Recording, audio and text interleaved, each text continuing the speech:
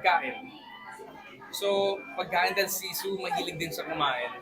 And nagpag-usapan din namin before na travel kami somewhere or magmotor kami somewhere, try namin yung mga foods na hindi pa namin nasusubukan or may mga trending na pagkain na pwede namin puntahan sa isang place. I-document namin and then, we create digital content for it. Long as early as now, do you think Sue is the one?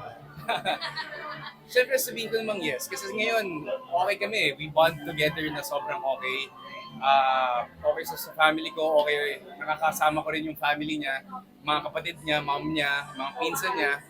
So, as far as now, we're good together. We enjoy each other's company. Pero walang pressure na kailangan dapat ganito, na kailangan dapat ganyan. Alam mo yun, parang kung saan kami dalhin ngayon, as long as we're happy and we're okay at wala kaming tinatapakan na ibang tao, we're good.